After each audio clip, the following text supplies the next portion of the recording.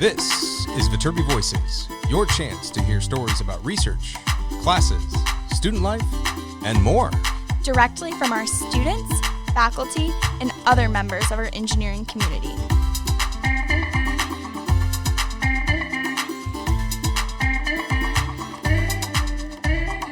All right here at the USC Viterbi School of Engineering.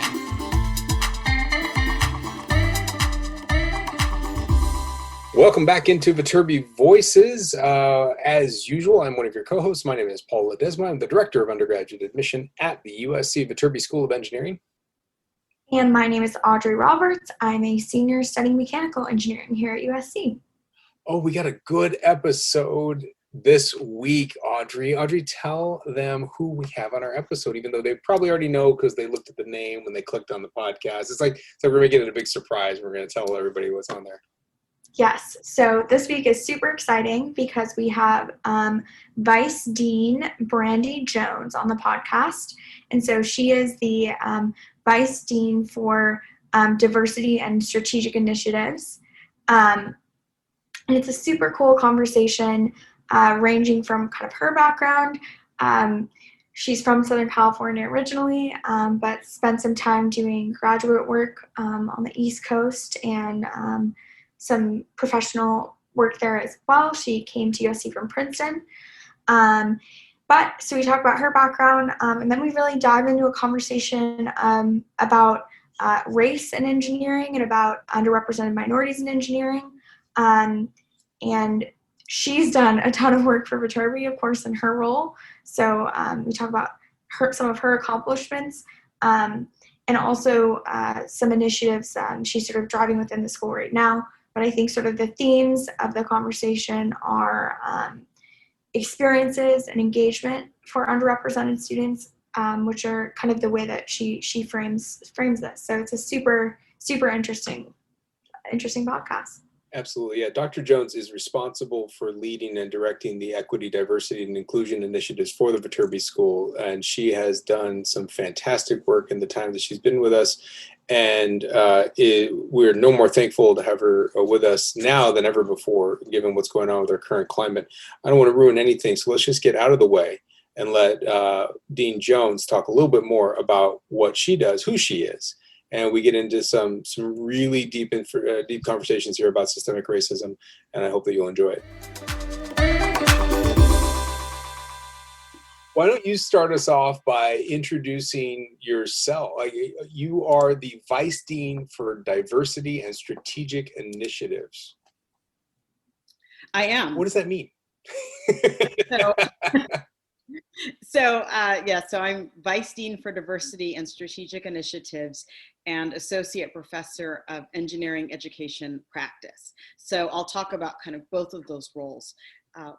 As Vice Dean for Diversity and Strategic Initiatives, my job is just to advance and promote diversity, equity, and inclusion initiatives across the engineering school. So that means faculty, staff, and student efforts. Doesn't necessarily mean that those efforts are in my portfolio, but I serve almost as a coach and advisor for the academic departments, the other deans, administrative units, to really engage the school in how we're thinking about particularly equity mindedness and inclusion.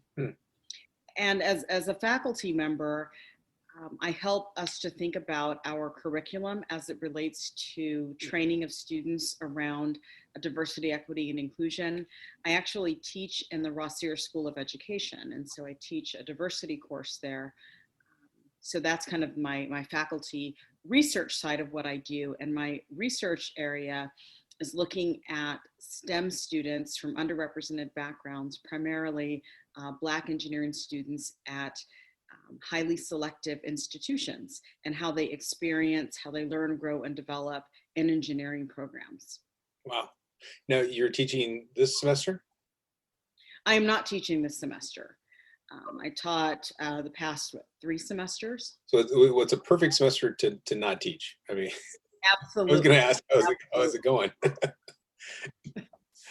I got lucky. Yeah, definitely. And you're teaching at the master's level, I'm assuming?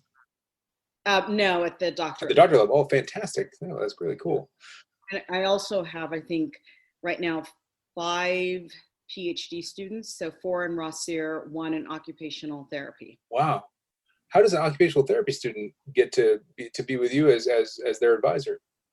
So their study, or her study, is on, it's actually, she's in occupational therapy, but she's looking at oral care, oral health care in Black children or Black families. And so I provide the cultural context and the race context that is necessary for her to complete her study. Wow, that's fascinating. I was an occupational therapy major, or pre-OT major, for at least a semester and a half in my undergraduate years. I recognized that OT had basically two lines of prerequisites. One half biology, one half psychology. And I really quickly realized that I am no good at the biology side, which is why I ended up studying psychology at the end of it. Might as well just keep going with that. So when you, tell us a little bit more about you. Where are you from originally? I actually don't know this. So I'm from Southern California. Are you really? Where? I am. I'm born and raised in Cerritos, California. Cerritos. Fantastic. Really, really local. Because I always assume East Coast, because you came to us from the East Coast, where you did a lot of your work in the East Coast, right? Yeah. So actually, right before USC, I was at Princeton, where I was in the School of Engineering as Associate Dean for Graduate Affairs. Mm-hmm. Engineering school. But prior to that, all of my employment and schooling had been in California. Really? Yeah. Wow. Where'd you go? So I did my undergraduate work at San Jose State University. I did a master's at Long Beach State, and then I got my doctorate at University of Pennsylvania. That's fantastic. You're so later in life, I did my East Coast run, but I am a Southern California girl through and through. So you were a Spartan, is that right? San Jose State Spartan, yeah. Is that right? And then yes. the Niners, if I remember correctly, at Cal State Long Beach. Correct. Yeah. There, and then you went to, you said University of Pennsylvania, is that what you said? Yes. So then you're a Lion, right? Do I get all that right? No. I did Penn State. Oh my God. I'm so sorry. I am a Quaker. University of Pennsylvania Quaker. I'm so sorry. Oh boy. I'm so sorry. I owe you something after that one. I completely just pulled out of thin air. I felt really cocky too, because I had my Spartans and my Niners down. Wow. Very cool. You do. You owe me. I do. That's a big mistake. So a lot of our listeners are in this transitioning from high school. They listen in high school. They're learning about college. Do you remember your senior year and applying to colleges at all? Do you have any good memories, any bad memories of that process? Now we're going back 100 years. I know. Trust me. There's also a segment of this conversation where me and the person that we're talking to talk about how old we are, or I lament about how old we are, and then I apologize to Audrey about we talk about how old we are consistently throughout this podcast. So I will say this. I had the great opportunity of I was a MESA student, and we in fact have one of the I think longest standing MESA programs in the country. And I was a MESA student through UC Irvine.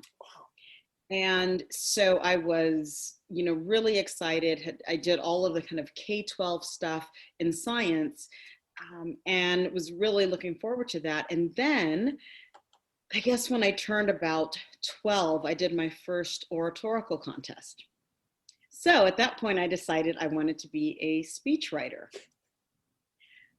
And at the same time, I was also studying Japanese. So interestingly enough, at that time, San Jose State was one of the only universities in California. I was interested in staying in California. It was one of the only institutions that had an actual Japanese language program where you can actually get a degree in Japanese language. And so I made my choice there, and that was the end of my science career. But I do remember really strong mentoring and really a real connection with those mentors who were in the MESA program. But then a love of something else took me away from that. So I can remember around that time really trying to decide what I was going to be. And, my guess is, had I had more examples of people who looked like me in the sciences and in engineering, I probably would have made a different decision there. Yeah, definitely.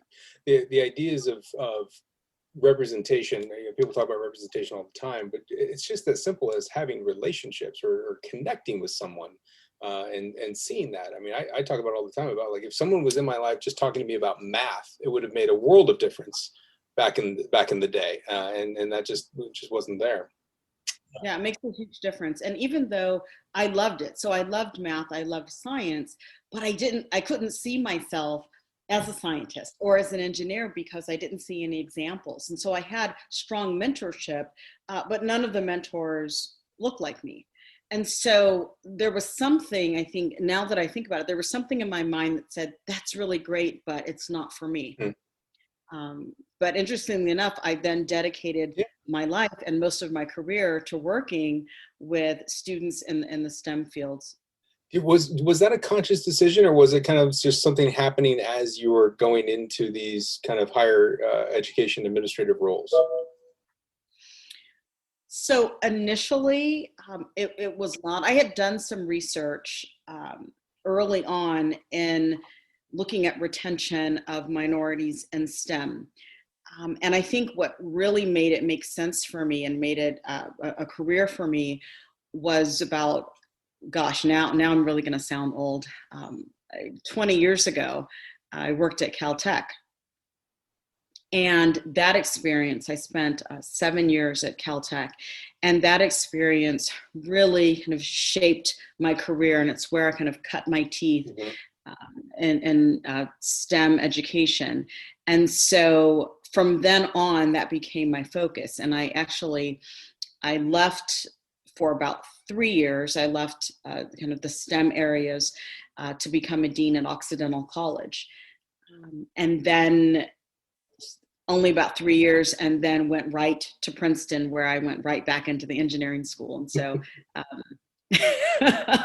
I realized that I missed working with students and faculty in the STEM areas. Yeah, I often get asked myself, how did I end up in this role? And I'm coming up on, to age myself, I'm coming up on September 5th, will be 20 years that I've been here.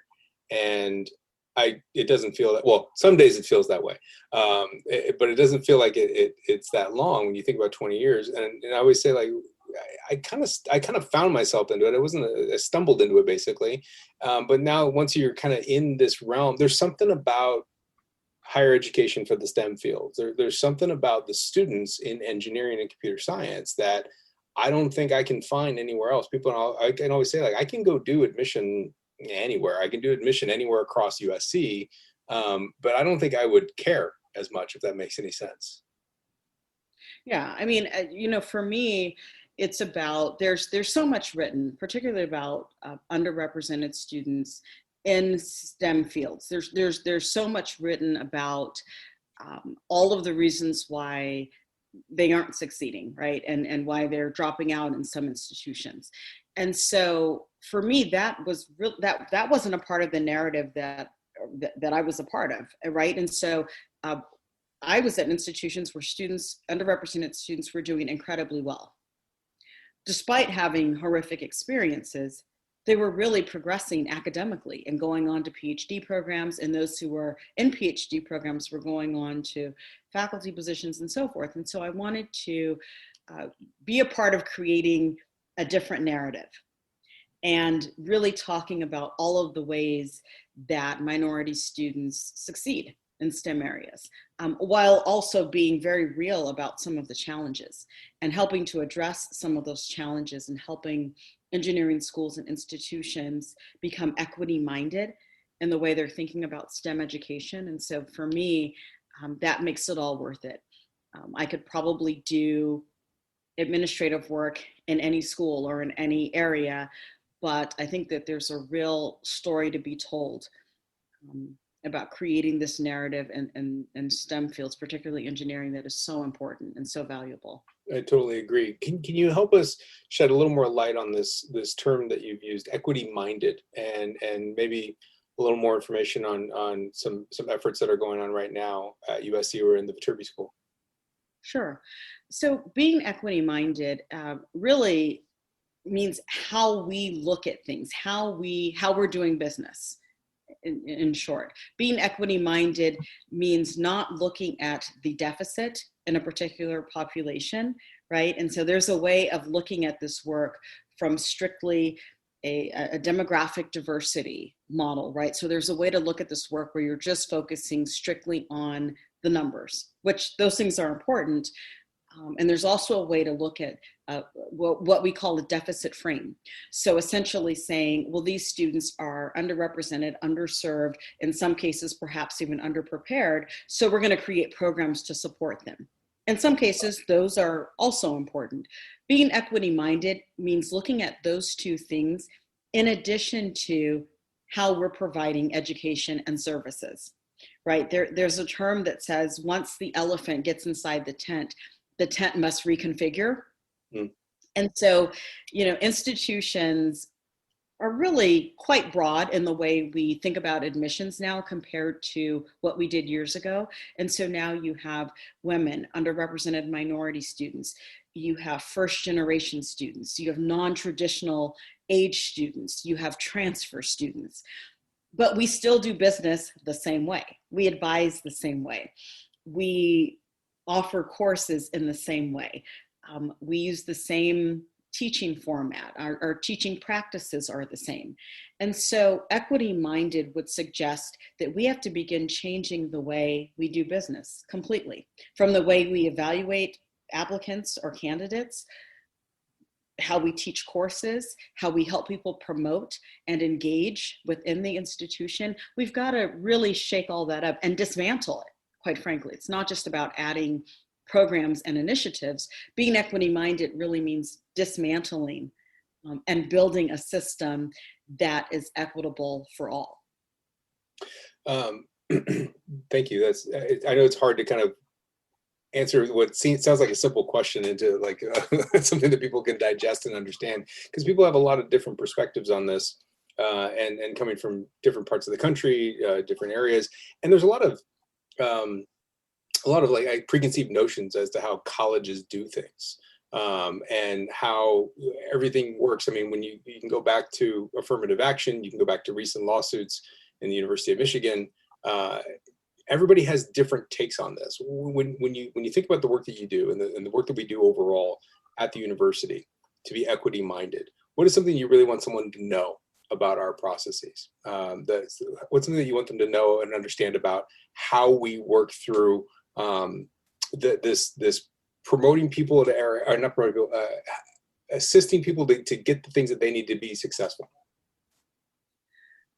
Well, I think what I want people to know is that where we are now as an engineering school and as an institution, but I can speak specifically about what we're doing in Viterbi. We are starting to dismantle some of those policies and procedures that we have in place. And so we're not just looking at the data, but we're taking a really critical examination of how we make decisions. So what we do is I'm really proud of the way that we are really trying to look at where the barriers exist. So it's not just enough to say we need to do more to recruit, right, underrepresented populations. It's about, it is that, but it's also where do the barriers exist?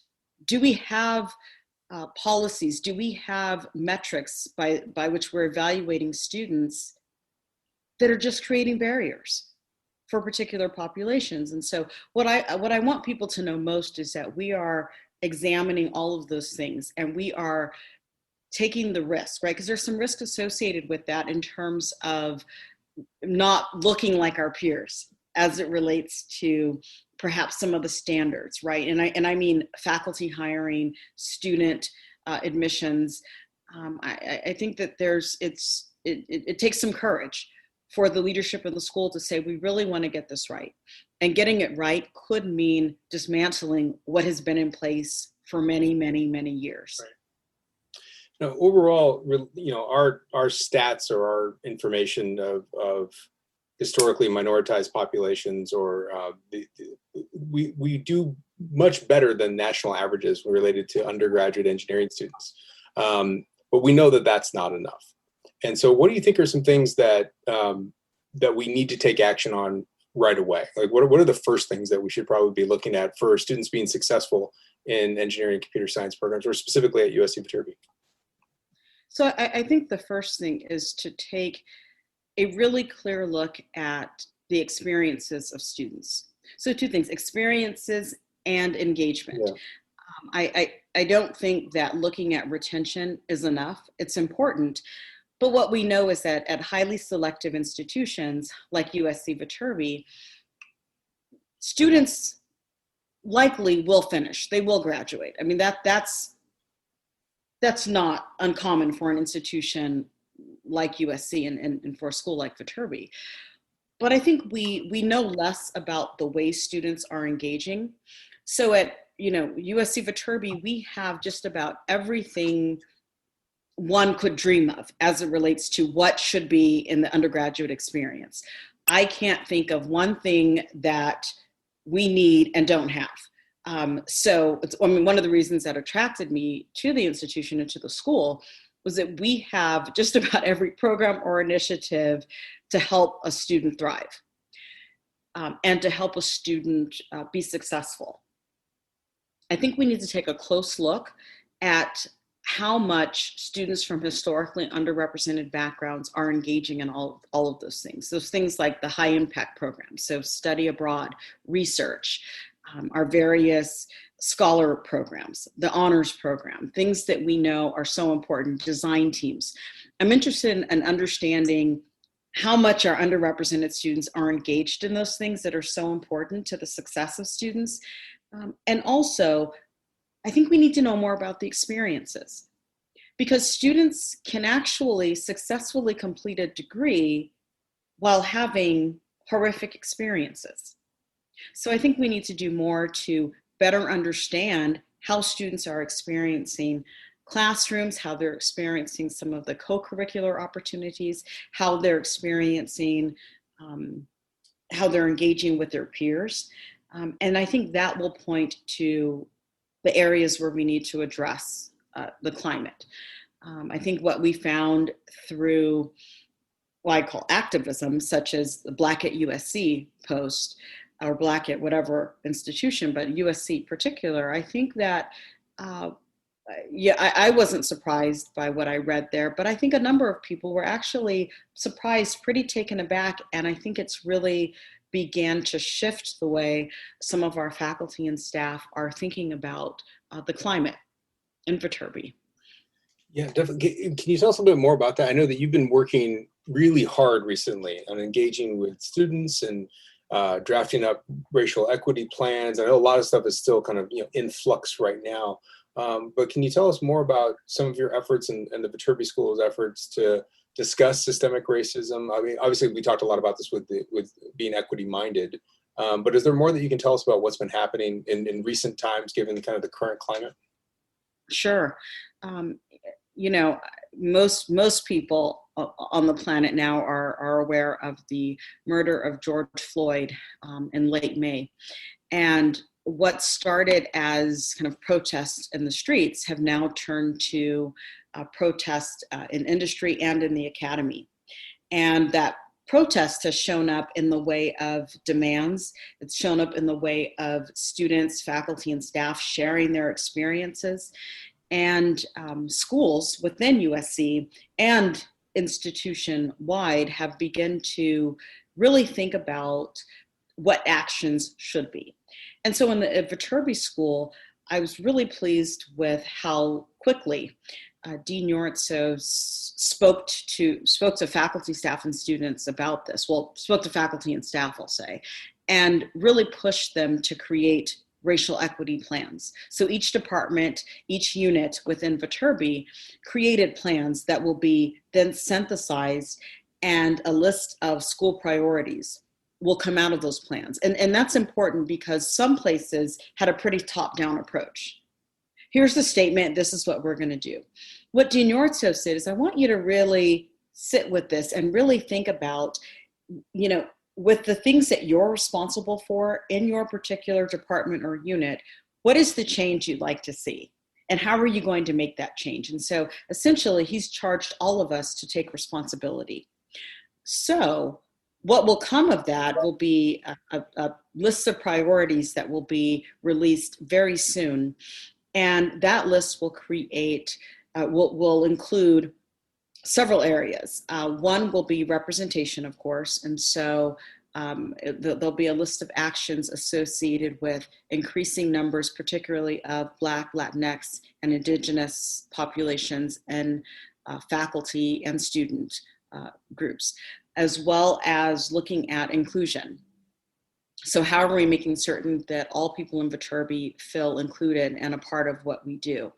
Looking at curriculum. How is it that we address diversity, equity, and inclusion in an engineering curriculum, which is more challenging in engineering probably than some other schools, but we're taking it very seriously. So how are we encouraging students to think about identity, purpose, and agency through an engineering lens?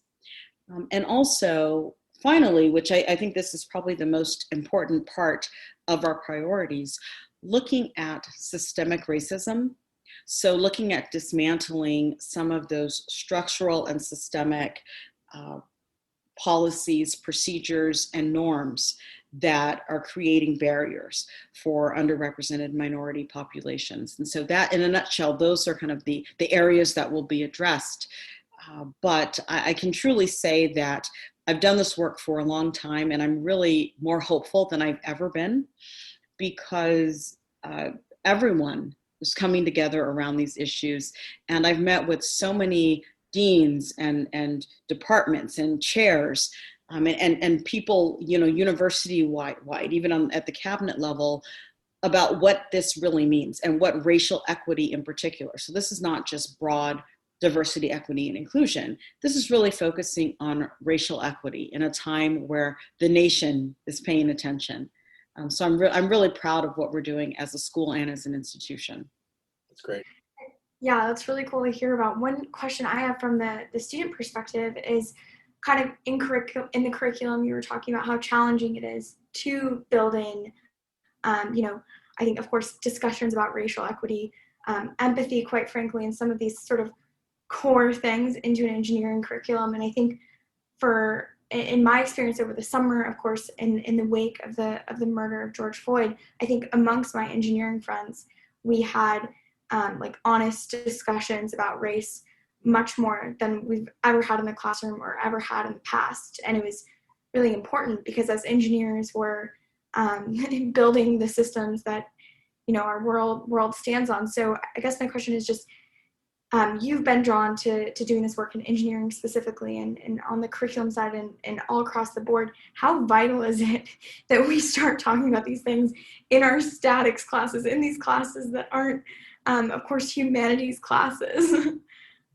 It's so important, right? Because every decision that you make includes some type of bias, right? And so I think understanding where your own bias comes from, but I think larger than that, it's not just in the decisions that you make, but it's how you talk about your identity, right? And so what happens is for engineering students in particular, they think their engineering sits in one place, and then whoever they are, in terms of gender identity, gender expression, race, ethnicity, religion, sits in another category.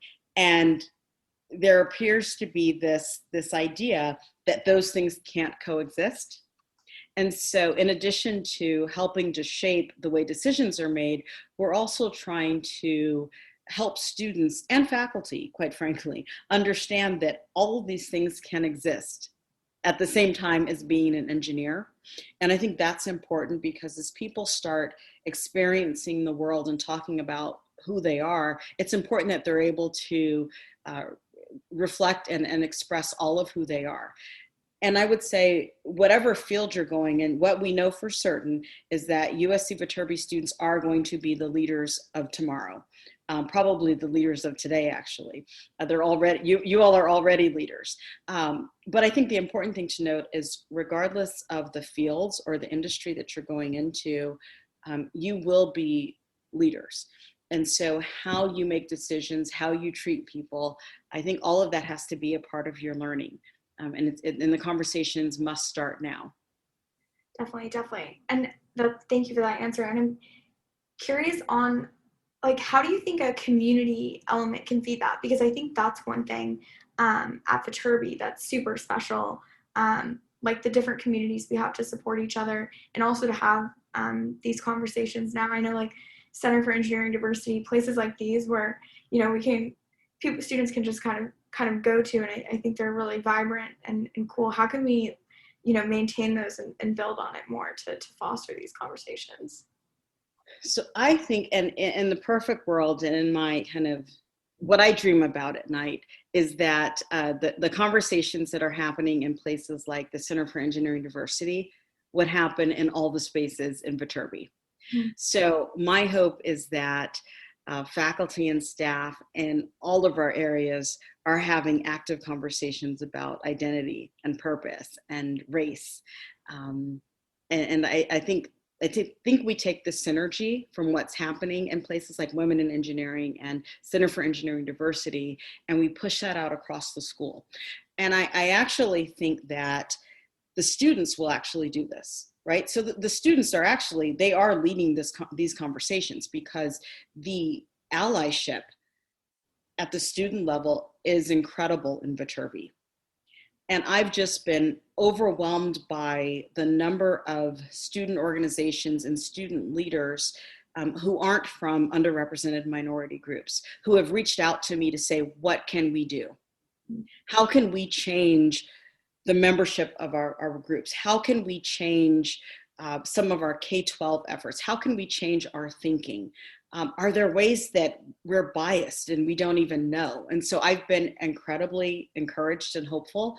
So I think the students are going to lead the way, and we will have no choice but to follow. But I think that the students are bringing up these conversations in lab meetings, in design teams, in courses, in ways that they haven't in the past. So I'm really excited about where that's going to go. And again, what's most exciting is the students are actually leading that change. Yeah, definitely. That's awesome. How do we track something as nebulous as engagement and experience? Well, engagement, I think we can, the first way to easily track it is looking at who's actually involved in some of these high impact programs. So that's one way. I think the other way is we need to talk to students. And I don't mean just the students we know, right? So I'm not talking about just the students who are on our staff. I'm talking about figuring out a way to, whether it be focus groups, surveys, having conversations. I think that there's a way to better get at the experience. And so what I mean by engagement is how included, how a part of Viterbi do students really feel? I think when we see it on the other end, we see alumni, right? And so when you look at particularly underrepresented minority, when you look at opportunities to come back to Viterbi, we don't always see them there. That was the first thing that was really clear to me. I said, surely we have underrepresented minority alums, but I don't see them at the Viterbi events. I do see them at USC-wide events, perhaps in other areas, perhaps in clubs or organizations outside of the school that they were engaged in, perhaps with the Latino Alumni Association or the Black Alumni Association. And so it got me thinking about what is it that perhaps makes them feel as though they aren't necessarily a part of the school in which they've earned a degree from. So I think that there's a real way to have conversations and to really learn more about experiences.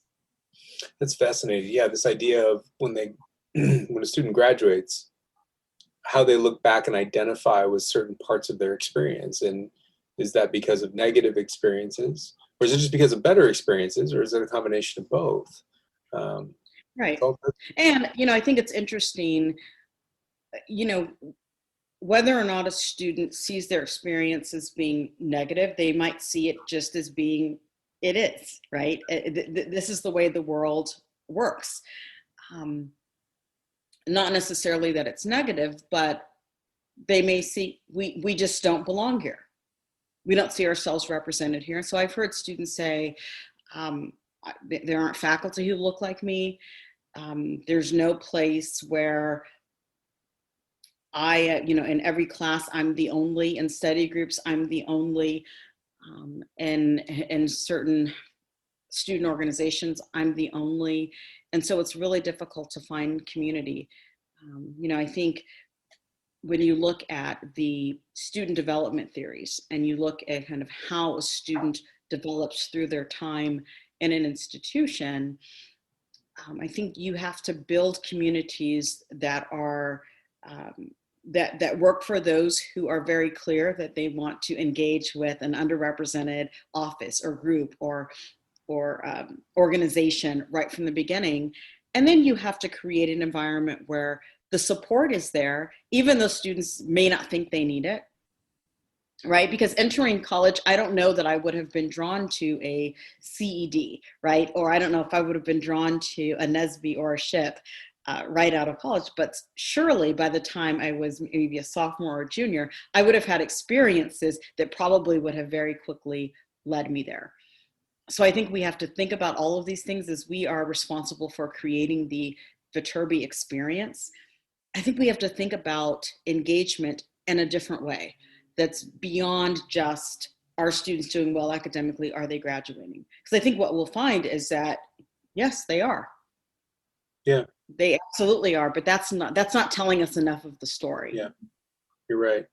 I mean, we've long talked about this idea of, if you take the conversation away from race and representation, student success. We often talk to parents, or I talk to parents and say, a high GPA is not equivalent to success. It has to do with this idea of engagement. And I've always told them, like, we can come up with an equivalent to GPA for engagement, an EPA. We come up with this engagement point average that students earned over time of their engagement in student organizations, faculty relationships, upperclassmen mentorships, engagement in the community and everything else. Those students are the ones we remember. Those are the alums that we remember. Those are the ones that do cool things. Those are the ones that create community, and they are part of it, and they create new versions of that. I just don't know how we can figure that out. It's an out, but I really think that's the idea, right? Is figuring out how to tell them. They come into college with so many worries. I got to do well. I got to be successful, but they have this wrong scope or view of the term successful in general. That has nothing to do with race. It's just engineering students usually. And some of it is we create metrics that have everything to do with GPA and how well someone's doing. I think the other thing is, when I think about engagement, certainly engagement with the school, but engagement with engineering. And just because you do well in your courses and you graduate with an engineering degree doesn't mean you really see yourself as an engineer. And when we're talking about women, underrepresented minorities, I've talked to countless students at a number of different institutions who actually they're holding their degree in an engineering field, and they've done incredibly well, and they still don't consider themselves an engineer. And in fact, they will pursue either a career outside of engineering, or they will pursue a career in a technical industry, right, or company, but do something that's not technical at that company. So there's something there about the lack of engagement, I believe, as an engineer, and doing the things that help them create their competency and confidence as an engineer. And I think that we have to be incredibly thoughtful, particularly for those populations where students don't see themselves. So I can't tell you how many women I talk to, and they say, I've never had a woman as a professor, or I didn't have a woman as a professor until I was a senior.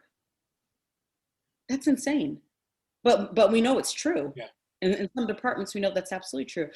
some underrepresented minority students have never had a professor who was from their same background. And so even though they're doing incredibly well by nature of how smart they are, there's something about having opportunities to engage as an engineer and being seen as a confident, competent engineer during their undergraduate years and graduate years, I should say as well. That's equally as important. And I'm always struck the number of students who leave the field, pursue something else, and I believe that there's more we can do to really keep students engaged.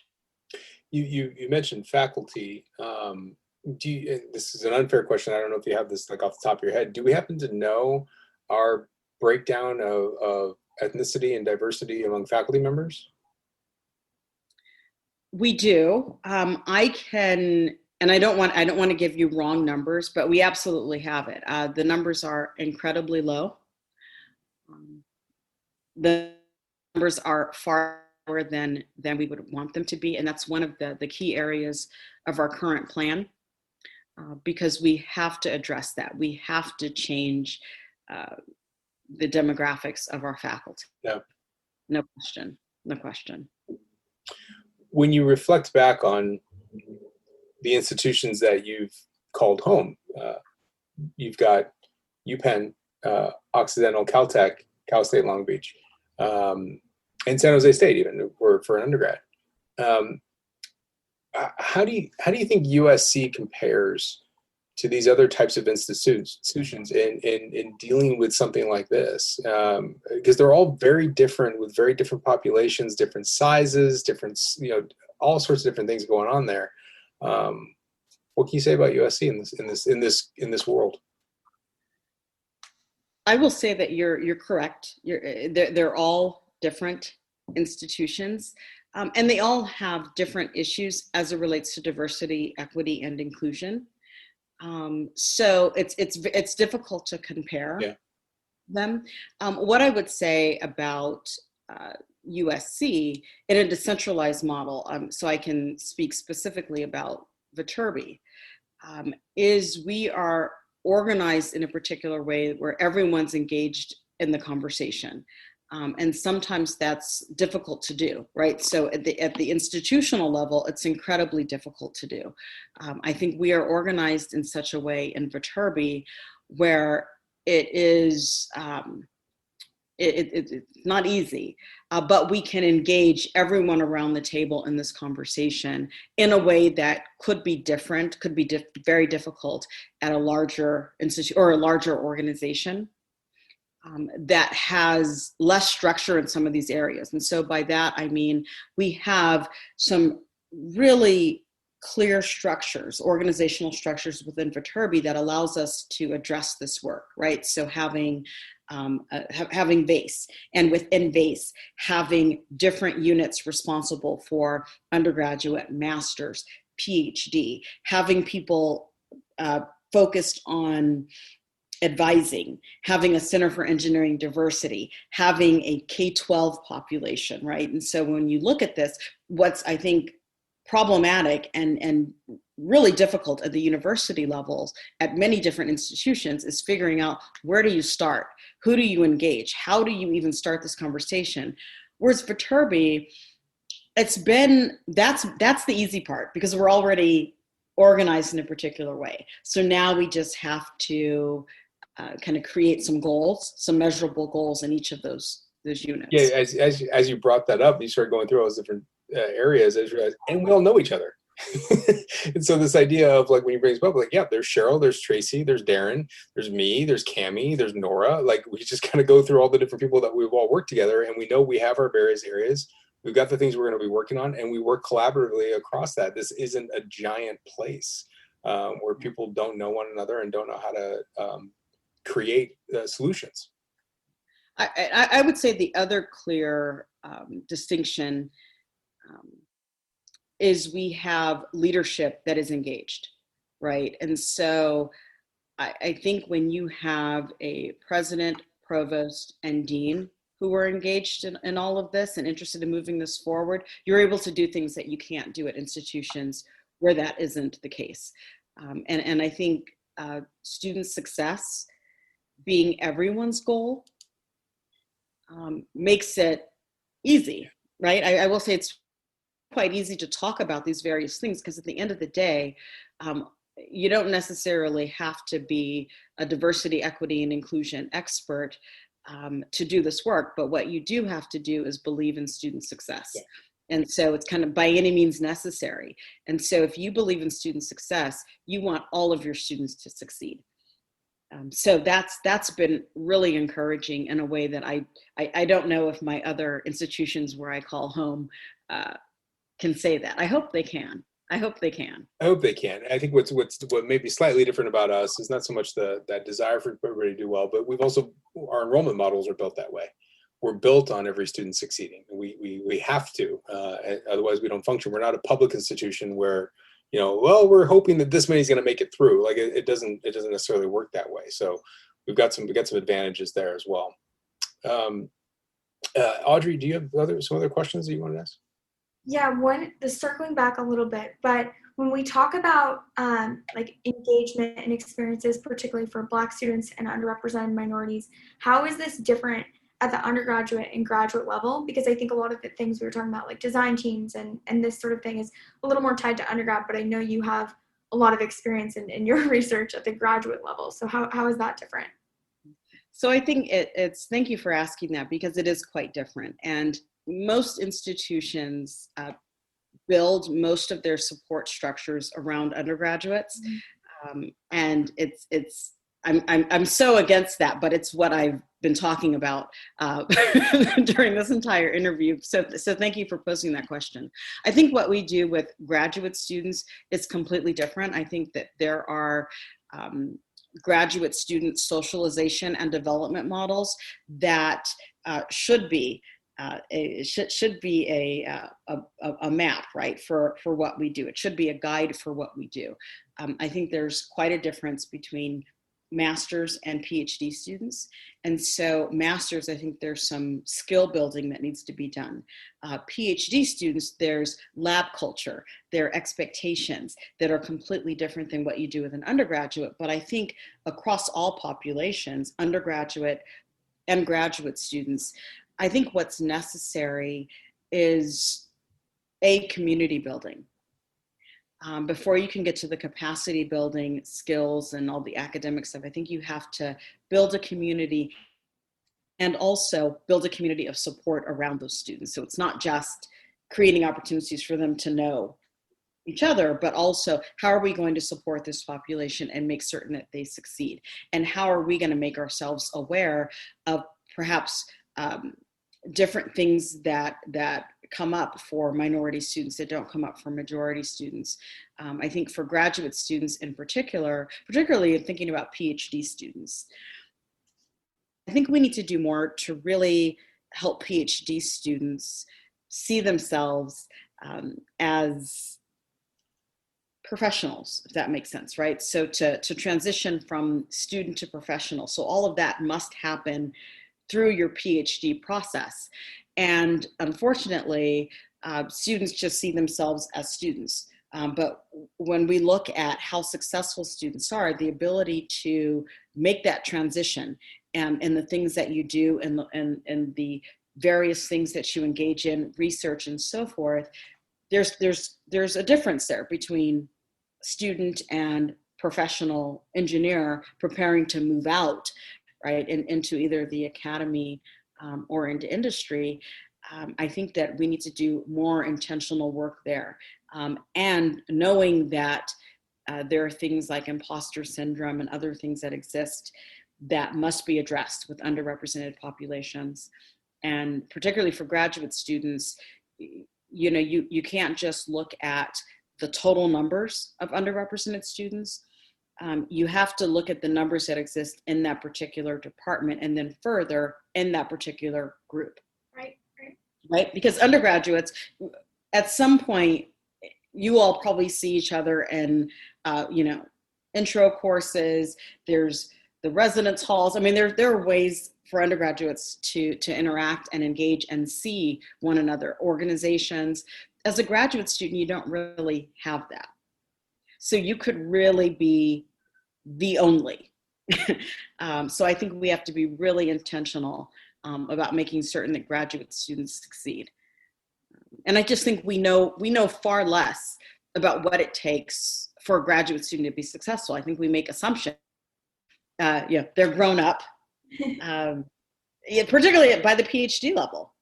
They should know these things. And so some of the intentionality around our work with undergraduates, I think we need to do the same kind, not the same things, but I think we need to have the same intentionality around how we work with graduate students, particularly PhD students. We must. Sure. That's super fast. It's like a young professional, right? This idea of their first job, but imagine they're going into a PhD lab, but they don't have any coworkers.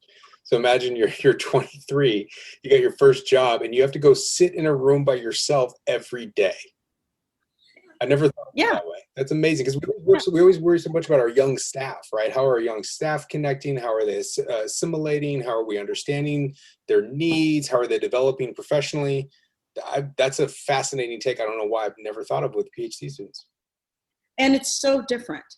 It's so different.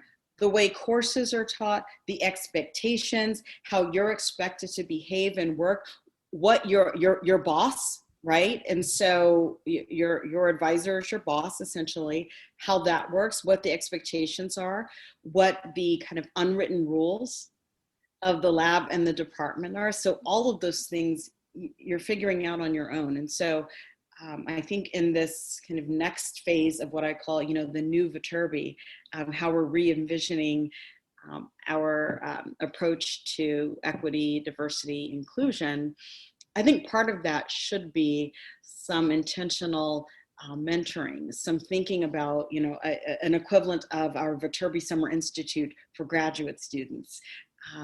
What can we include in the CED offerings for graduate students? What should be included? What should advising look like, right? And so at another institution, now when you get old, you can't remember where you did the work, but I believe this was at Princeton. And I created this was actually for postdocs. I created a model such that your advisor was your advisor, but you had someone else who served as your mentor, right? Because not everyone who's a good advisor is a good mentor. So we created a model where students would have an advisor, but they also would have mentors, advocates, champions, right? Which could all be different people. But Audrey, thank you so much for that question, because we have to be intentional about our work with graduate students, because we see the same. Because I study PhD students in particular, I have the opportunity to meet and interview PhD students from a host of institutions. And you'd be amazed at the number of students who, from underrepresented backgrounds, who get PhDs and they leave engineering. That's insane. Right? And PhDs from pretty nice places. And so where I started seeing some of this was during my time at Caltech. And I said, you've got to be kidding me.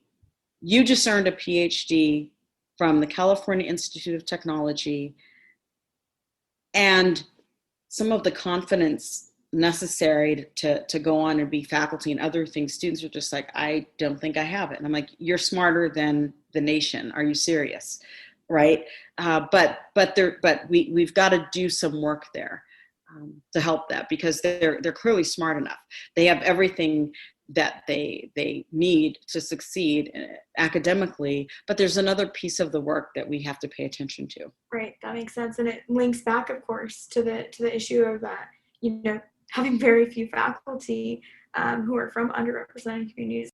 Yeah, this systemic racism, systemic toxicity. I mean, this idea of just generational things that happen inside of different types of disciplines.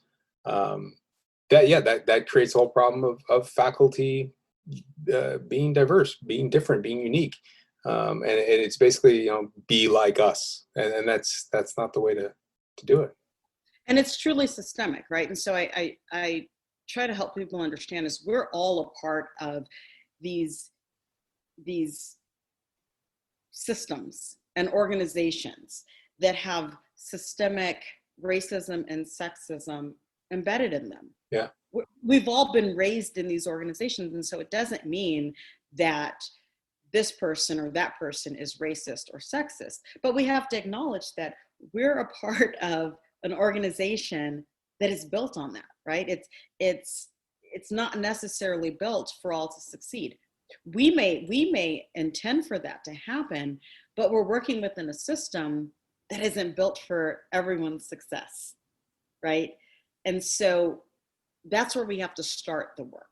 We have to be willing to acknowledge that before we can start dismantling some of what we do.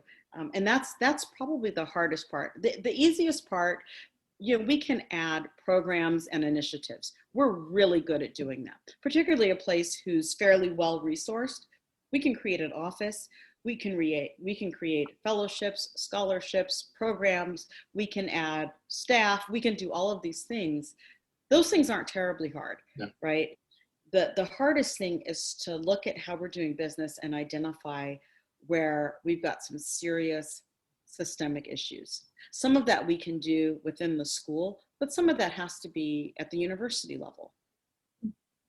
Yeah, and on top of that this is all within a discipline that is traditionally built on this sink or swim mentality, which, we've already been fighting for quite some time at USC, but across the country, this is a, make your way to the top of the curve type situation, do what you're told, match the norms, So, we've got layers of issues inside of an engineering discipline that maybe some other disciplines don't have.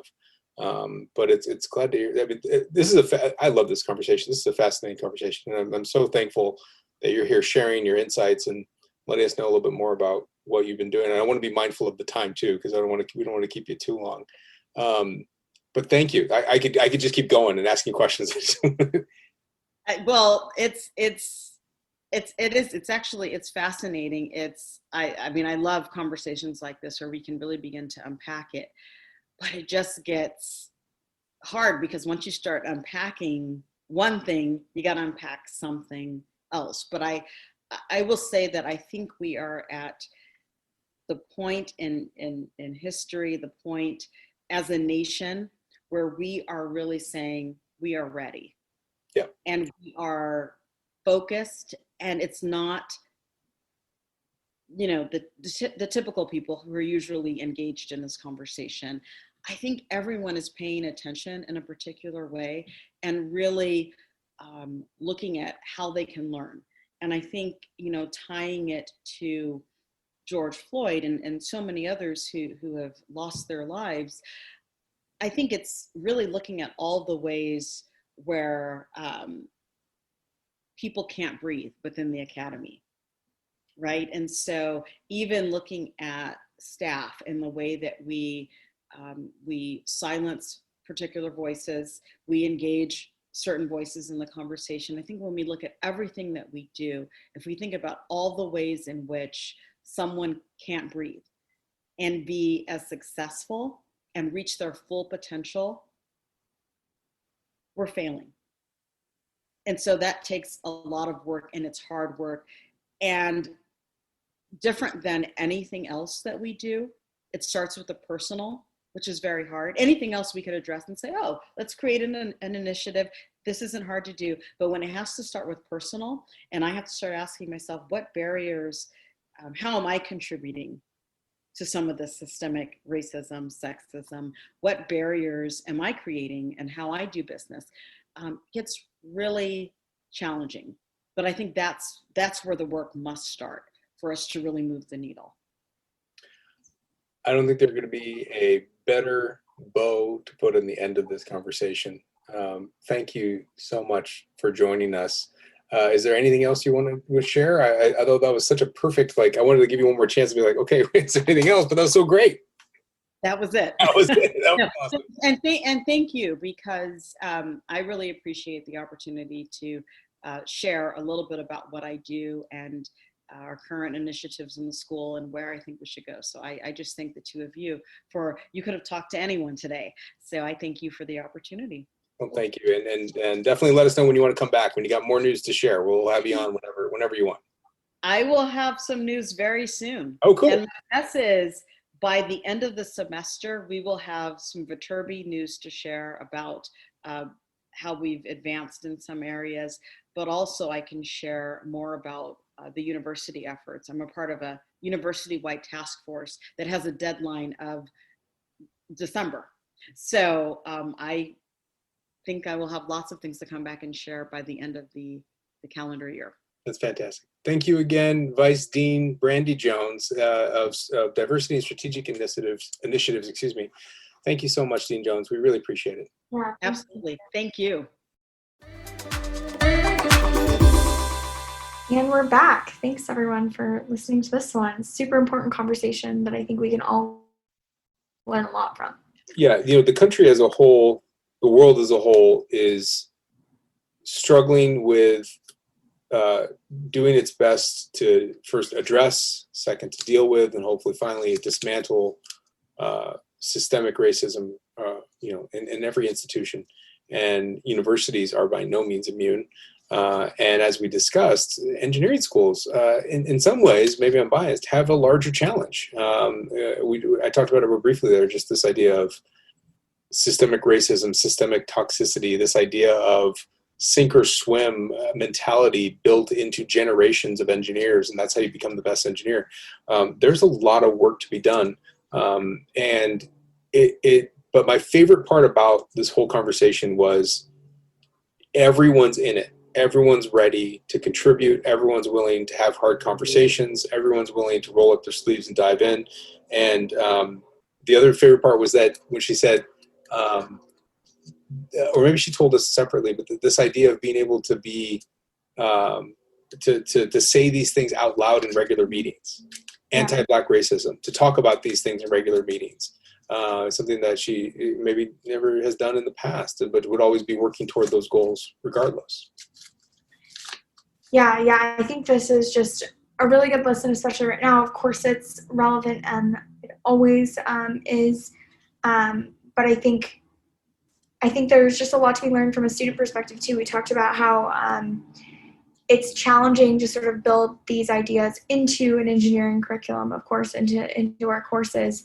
But Dean Jones talked about how a lot of these conversations can be student-driven. So I think as students, there's a lot we can do to start talking about racism within the context of engineering. And I think that is something we're doing, but something we can do more of. What was something that you were kind of not necessarily what was something that was new to you that you hadn't heard before in this type of conversation? I know we've had a few conversations about this over the summer. What was something that you found interesting in her process today? Yeah, I think maybe not necessarily new to me, but one thing we talked a lot about was dismantling these systemic racist and sexist systems that just, I think, institutions like USC and like Viterbi, in intentionally or not, kind of are built on just by the nature of academia, of college admissions, whatever. So I think that is really exciting to hear that that's the work that's being done right now, that Dean Jones and the Viterbi leadership team is engaging in. I think that's, not a word we hear a lot associated with, educational institutions. Like, how can we dismantle these things? I think that's something, we hear a lot in our classes when we're talking about other things, but I haven't necessarily heard that word in this context before. So I think that's exciting. It sounds like Dean Jones is excited about that. And this episode gives a little insight into kind of the ways in which they're doing that, and the timeline too that we can expect for it. Yeah, definitely. And I think my favorite things is that, Dean Jones is just very cool. She's a cool person. So cool. Very cool person. Well, there's a lot of work to do. I'm glad we're addressing it. I'm glad we're working on it. And I hope that everyone out there listening pulls something from this conversation, whether it's knowing that you're a part of a population that is being heard and recognized, or whether you're someone that didn't think these things existed, and hopefully we shed some light on that for you. This is a conversation that is nowhere near being done, and the actions that need to be taken are only just beginning in a lot of different corners of institutions and parts of USC and the engineering school. It's a long road ahead, but I think that we are well prepped and ready to take this on as strongly as we can. So I'm genuinely appreciative of Dean Jones coming on, and thank you for adding your commentary and your questions, Audrey. That was great. Yeah, big thank you to Dean Jones for this one. Thanks, everyone. All right. Well, I hope everybody has a great week. Stay safe out there.